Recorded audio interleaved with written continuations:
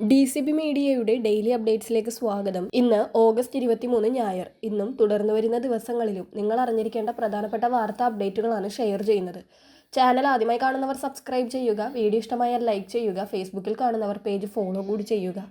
ആദ്യത്തെ അറിയിപ്പ്, പശ്ചിമ ബംഗാൾ, ബംഗ്ലാദേശ് തീരങ്ങൾക്ക് സമീപം വടക്കൻ ബംഗാൾ ഉൾക്കടലിന് മുകളിൽ ചക്രവാത ചുഴി രൂപപ്പെട്ടതായി കേന്ദ്ര കാലാവസ്ഥാ വകുപ്പ് അറിയിച്ചിരിക്കുകയാണ്.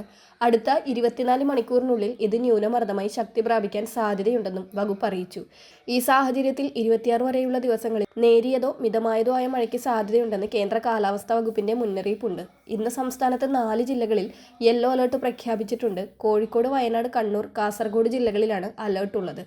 അടുത്തറിയിപ്പ്, പട്ടികജാതി വിഭാഗത്തിലെ വിദ്യാർത്ഥികൾക്ക് മികച്ച പഠനാന്തരീക്ഷം ഉറപ്പാക്കുന്നതിനായി പട്ടികജാതി വികസന വകുപ്പ് നടപ്പാക്കുന്ന പഠനമുറി പദ്ധതിയുടെ മാനദണ്ഡങ്ങളിൽ ഭേദഗതി വരുത്തിയിരിക്കുകയാണ്. ആനുകൂല്യം ലഭിക്കുന്നതിനുള്ള വീടിന്റെ വിസ്തീർണ പരിധി 1000 ചതുരശ്ര അടിയായി ഉയർത്തിയിട്ടുണ്ട്. വീടിന്റെ വിസ്തീർണം 800 ചതുരശ്ര അടിയിൽ താഴെയാകണമെന്നായിരുന്നു നിലവിലെ മാനദണ്ഡം.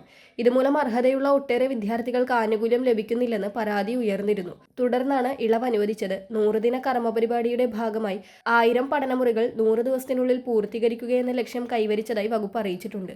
അടുത്ത അറിയിപ്പ്, റേഷൻ കടകളിലേക്കുള്ള ഭക്ഷ്യവകുപ്പിന്റെ സൗജന്യ ഓണക്കിറ്റ് വിതരണം 100% പൂർത്തിയായതായി മന്ത്രി അനൂപ് ജേക്കബ് അറിയിച്ചു. തിരുവോണത്തിന് 4 ദിവസം മുൻപാണ് വിതരണം പൂർത്തിയാക്കിയത്. ലക്ഷ്യമിട്ട 5,93,408 കിറ്റുകളാണ് സപ്ലൈകോ വഴി തയ്യാറാക്കി റേഷൻ കടകളിൽ എത്തിച്ചത്. ഇതിനു പുറമെ ക്ഷേമസ്ഥാപനങ്ങൾക്കായി 8,902 സൗജന്യ കിറ്റുകൾ കൂടി നൽകിയിട്ടുണ്ട്. 6,02,310 കിറ്റുകളാണ് താലൂക്ക് സപ്ലൈ ഓഫീസുകളിൽ നിന്നുള്ള ഡിമാൻഡ്. ഇതുവരെ 4,30,254 റേഷൻ കാർഡ് ഉടമകൾ ഓണക്കിറ്റ് കൈപ്പറ്റി. നിലവിൽ 1,59,582 കിറ്റുകൾ റേഷൻ കടകളിൽ സ്റ്റോക്കുണ്ടെന്നും മന്ത്രി പറഞ്ഞു.